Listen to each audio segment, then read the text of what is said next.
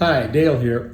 I'm doing this video on a suggestion from my other videos, which I really appreciate. I really appreciate your feedback, questions, concerns, whatever, or confusions, whatever you hear from my videos that I can help explain a little better where I'm talking about and what I'm seeing, and help maybe connect with you with what you're seeing. Please do that. The DTW docket guy.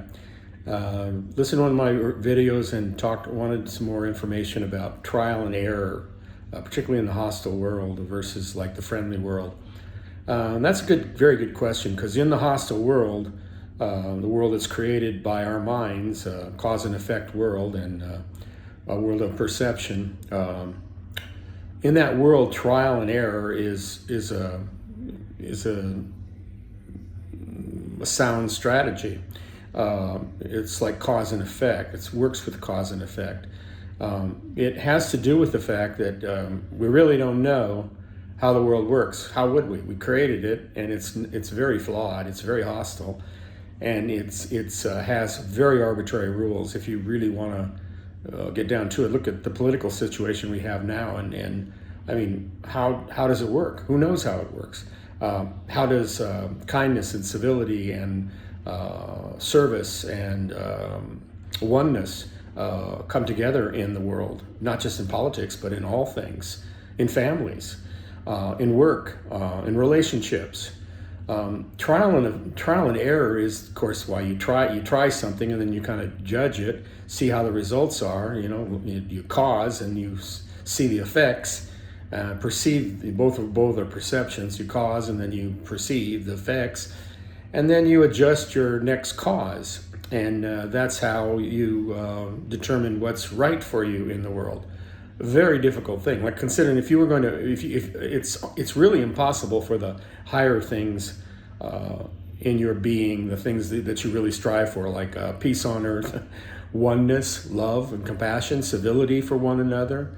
That is not something that the world is prepared to deal with, and you are prepared to deal with as a self, as a thinker, to try to change, to think that you actually can change it, you can control it, you can actually affect somehow with your thinking that you're going to affect change upon that world, is pretty arrogant, really, and pretty ignorant too. The world is a compilation of all of us, the oneness attached to dysfunctional, which it is, irrational thinking. And the results, we have no idea how to make things happen. We don't know how to control it. We don't know how to stop the other shoe from falling. We just do the best we can, right? And trust God to iron everything out. I think that's probably the best most people look at it. But when you're in a hostile world, remember one of my teachers, my main teacher, Jesus, told me that, be in this world, but not of it.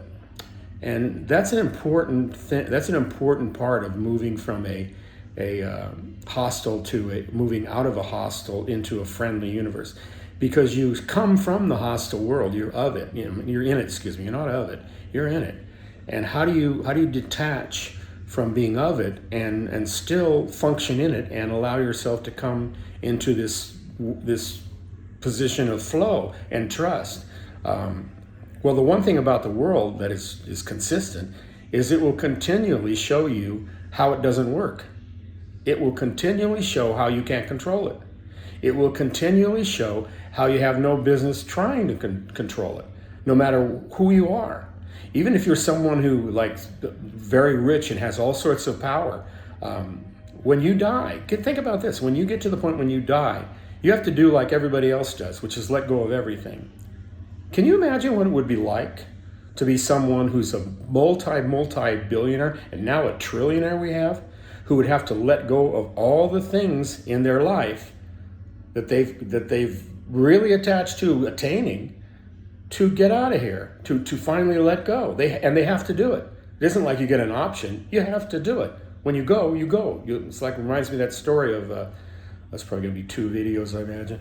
that story about in ancient times when John D. Rockefeller was the most rich man in the world, and a reporter after he died came up to him to his the estate man or the lawyer that worked with his estate, and he said to him and asked him, he said, how much? He said, can I ask you a question? And the guy goes, yeah, what? He says, how much did John D. leave? And the attorney looked at him and said, oh, he left everything. He left everything. That's what we do. And, I have a difficult time thinking how I'm going to empty out my apartment if I'm going to move. Some of you probably have garages you don't even want to go into, all right? All kinds of things. Or like check your, like backed up emails. Are just going to trash it. That's why fires become really like holy things sometimes in the world, because a fire can take care of all the decision making in this crazy world. But with that said, okay, I'm gonna end this one. I'm trying to keep these videos at 6 minutes, so I'm gonna end this one, and we'll start the next one, and I'll probably send them both.